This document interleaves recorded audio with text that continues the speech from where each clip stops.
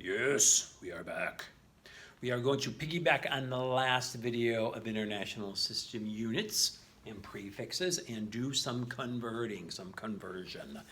This conversion method is called either the dimensional analysis method, that's what I'm going to call it. Sometimes you'll hear it called the factor label method. They mean the same thing. So what this method is a way of getting one unit converted to another and get an answer because those units are going to have some number associated with them. So up here it says 12.5 milliseconds. We remember little m, milliseconds to seconds. So I want to make that conversion. And I'm going to do the method in order to make that conversion and get the correct answer. Oh, I know, some of you smarty pantses out there are saying, well, I know my international system, so therefore I could do this in my head. Maybe you could, maybe you could. Bravo, bravo, bravo, bravo, Mikey. That's awesome, but I'm teaching the method here. The method's the important thing, not the answer. So on an academic adventure, AKA test, I call them academic adventures. I don't like 34-letter words. So academic adventure down the road, I might ask you, solve these three problems using dimensional analysis or the factor label method. And I am interested in the method. That's why I would be asking you to solve them using the method, because you are going to need the method for more complex problems down the road that you are going to not in your head be able to figure things out. So the method's important. If it's a 5-point problem, 4 points are for the method, 1 point for the answer.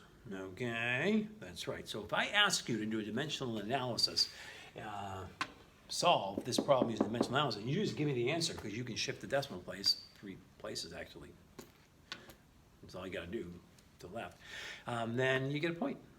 But I got it right. You get a point. You see, you didn't do the method. The method's important. Trust me, trust me. Okay, I'm not wearing a tie. I usually do. Don't trust people who wear ties.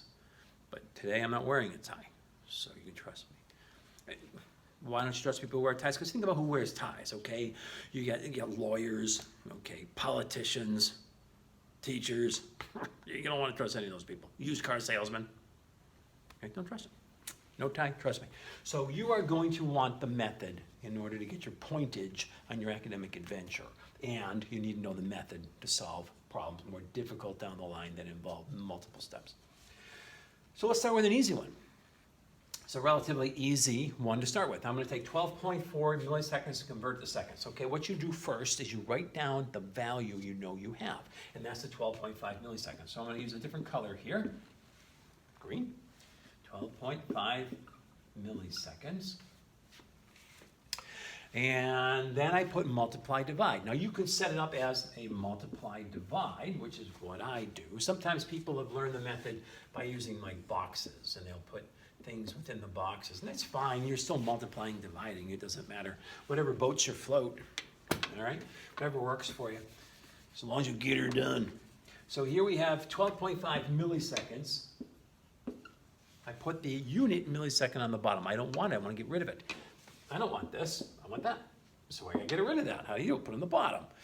Right? This would be like number 2 multiplied by 1/2. And what happens, you 2 multiplied by 1/2, they cancel.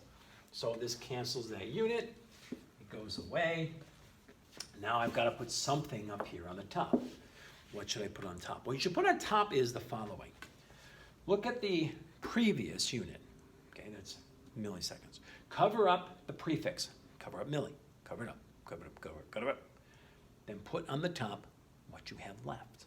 That's the second. Okay. So cover the prefix, put that on top. What's remaining seconds? We're good. All right, now what? Now what? Now what? Well, now I look at these 2 units and I say to myself, you guys ask yourself a question. Self,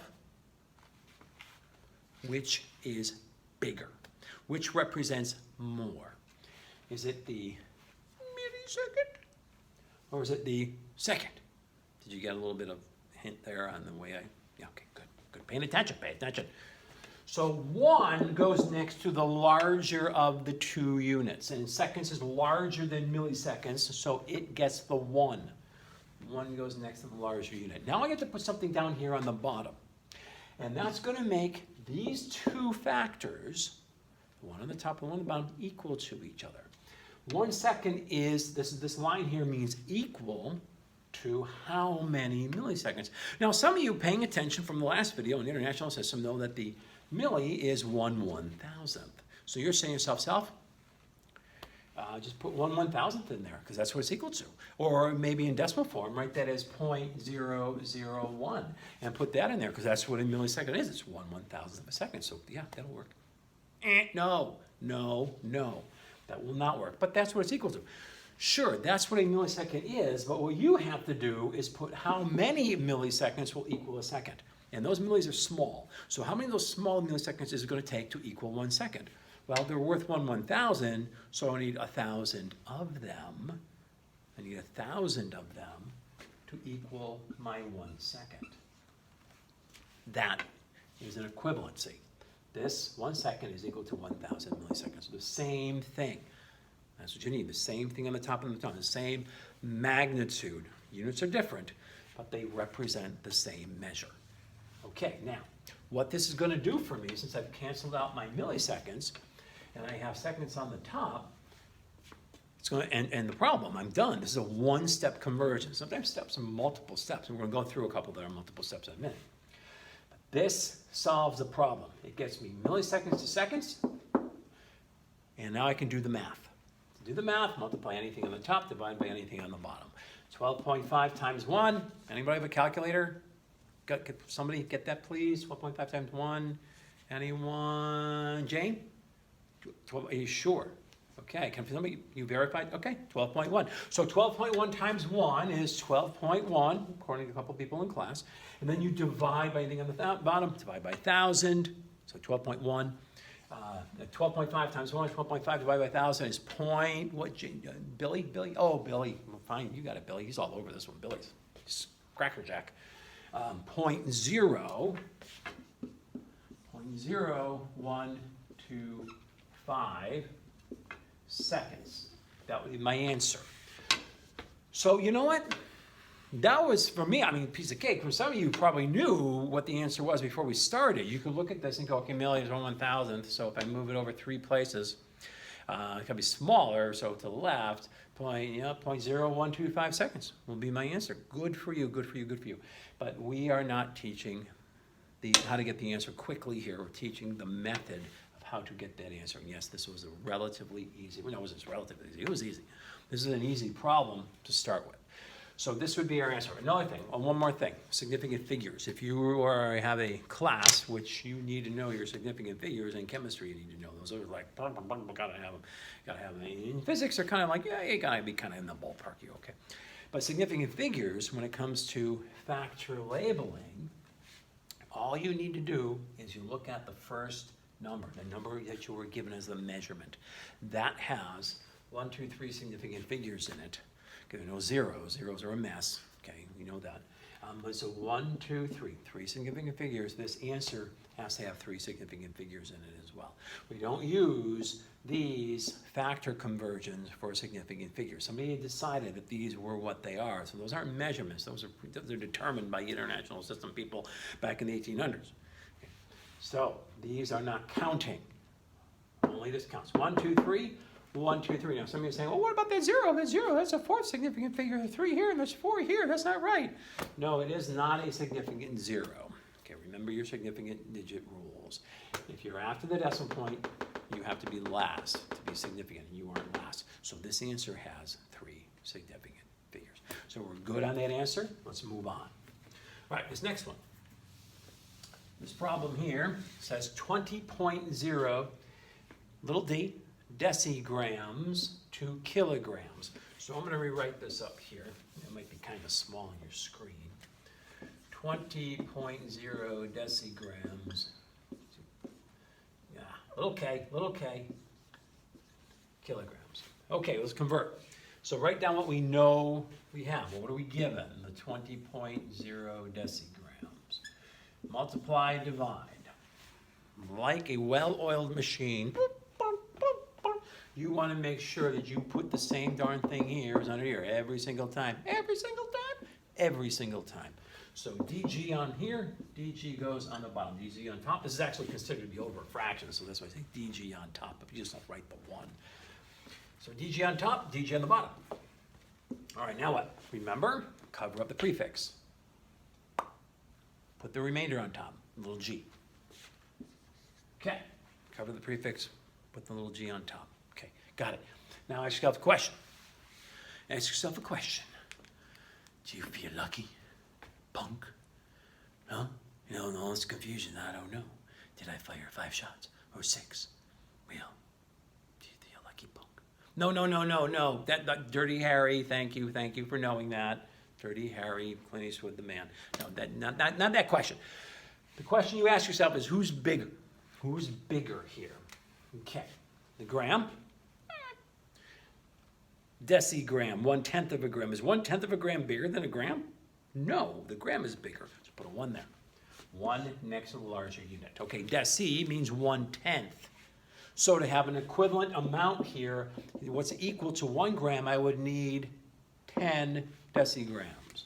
10 decigrams. All right, that cancels out my decigrams, leaves me the grams. Woo, I'm done with the problem. Yes, that was easy. Crap. We had to go to kilograms. So we're not done. We're at grams. So what happens?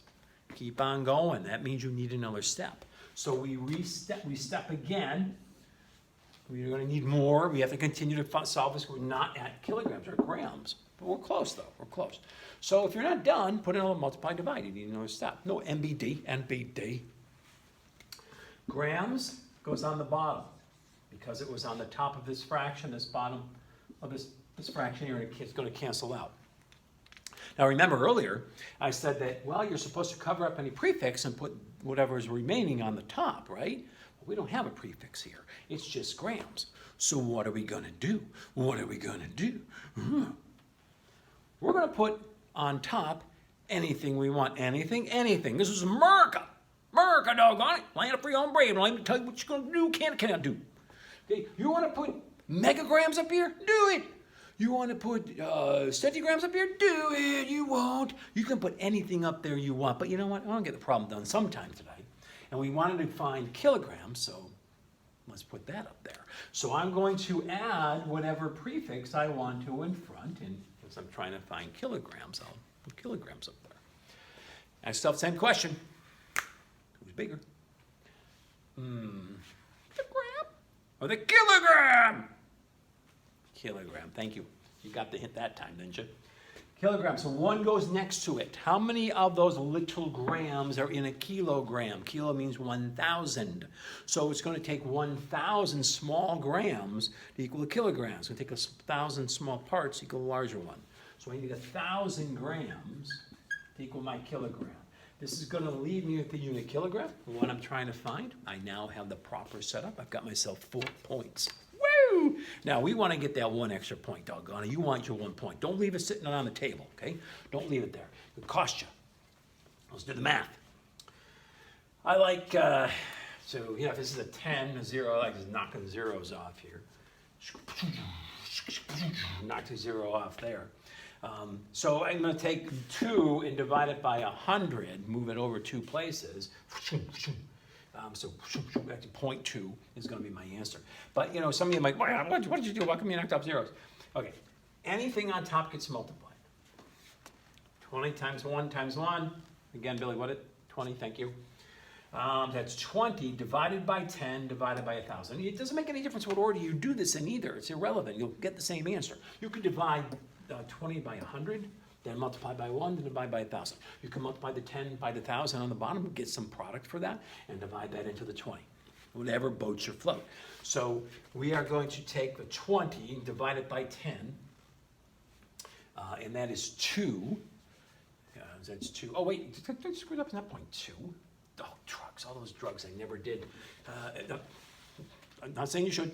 I never did, and neither should you. Okay, but I screwed it up because. So 22, this is going to be 10 divided by 10, knock up a 0. So 2, 0, 1, 2, 3, 4, 1, 2, 3, 4, 5. Okay, so we're going to move the decimal number 1, 2, 3, 4 places.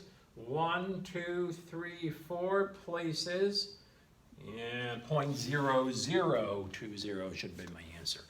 Again, don't trust me. I didn't have any coffee this morning. This is the first time in probably about a month that I haven't had any coffee. And it's, I am dragging. You see the fire coming out? I'm breathing it. I'm dragging. I'm dragging. I'm breathing fire. Drag. Okay, it's funny. So yeah, there we got it. So divide this out and you should be getting 0.002. So let's write that down. Well, if you're still on the camera over here, I guess you kind of are, but we'll write the answer down here. 0.002, because we slid that over 1, and we slid it over 3 more times, which is 1, 2, 3, so 0.002 kilograms. Now, here's the thing.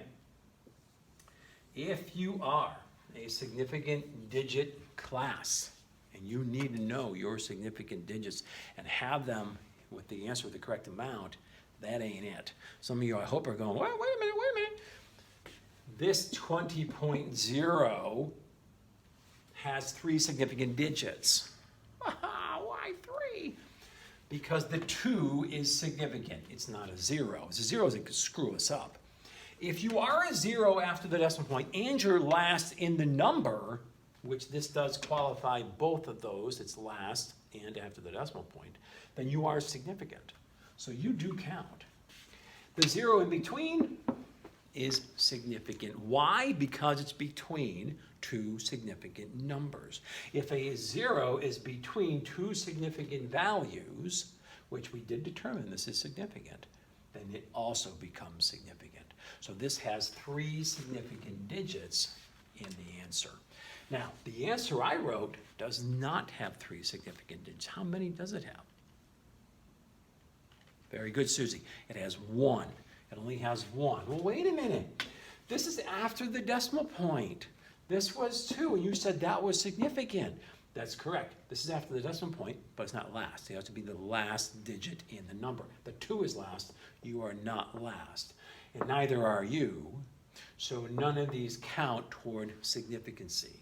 So this only has 1. So if I'm going to write this correctly, there are a couple of things I can do to write this correct with the correct amount of significant digits. I could add 2 zeros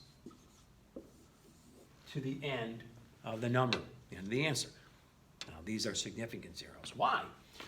Okay, well, the 2 is always significant. Any non-zero is always significant. This 0 is now, this one here, is now after the decimal point and last. Therefore, it makes it significant. All right, now the 0 here is in between these 2 significant digits.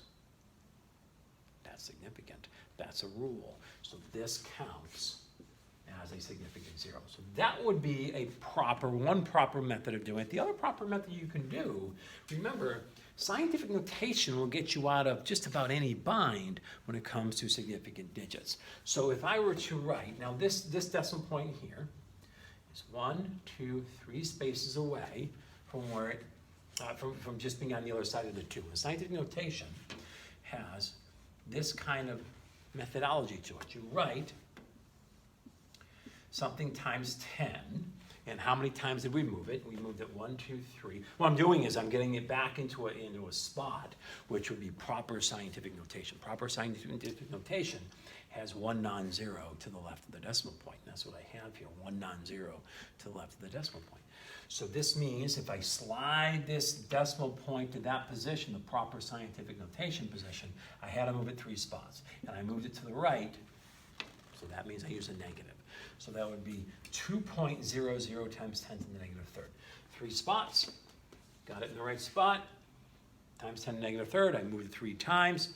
Why'd you put those zeros there? Because anything in front, anything that you write in front of the times 10 value in a scientific notation number is significant. Okay, so therefore, I have stated that there are 3 significant digits in this answer. 1, 2, 3. That's the way you can do it. That's the way you can do it. That's with significancy. I like that word. All right, so that is the answer correctly done with significant figures. All right, this is getting to be a long video. I am stopping this right here. We've got 2 of these. We still have to go through a few more, so we'll do round 2 after this break from our commercial sponsors.